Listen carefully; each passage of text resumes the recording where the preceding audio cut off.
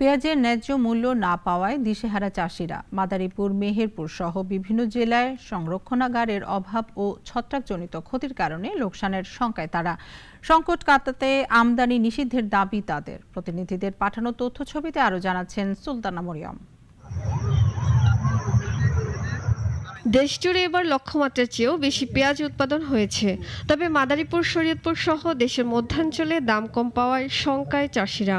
সংরক্ষণ ব্যবস্থার অভাব থাকায় ও ছত্রাকের আক্রমণ থেকে বাঁচতে পেঁয়াজ আমদানি বন্ধের দাবি কৃষকদের।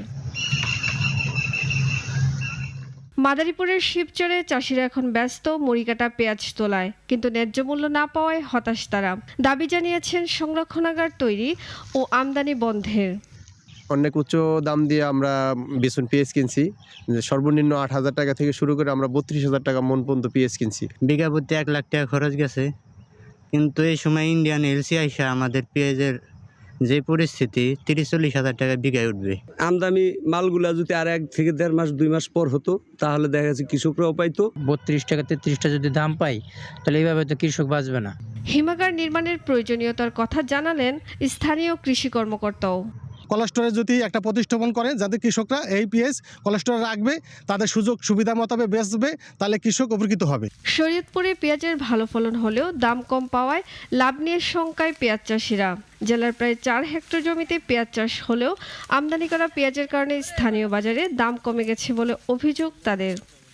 পেঁয়াজের দাম নাই, বিঘাতে ৫০-৬০ হাজার করে টাকা অর্ঘে চালান যাইছে গা।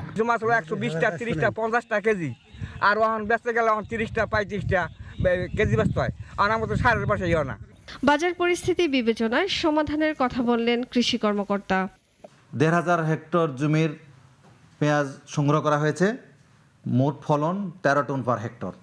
কৃষক পর্যায়ে বর্তমানে বিক্রি হচ্ছে ৩০ থেকে ৩৫ টাকায়, ভোক্তা পর্যায়ে বিক্রি হচ্ছে ৩৫ থেকে ৫০ টাকায়।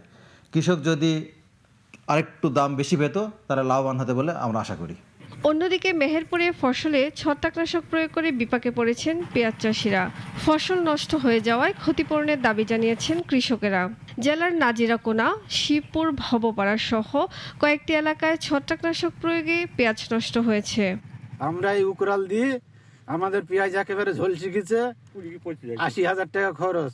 বেশি পুড়ে গেছে, আমরা এখন কিভাবে কি করবো? আমরা গরিব মানুষ, ধার দিনা করে নিয়ে নুন করে যে চাষ করেছি, এক জগৎ দিনা করে আমাদের তো শেষ। ওই উকরাল বেশি আমার পেঁয়াজ পুড়ে গেছে। আর উকরাল বীজ দিয়ে আমার পেঁয়াজটা যে নষ্ট হয়ে গেল, এটা আমার খেসারটা আমাকে দেবে।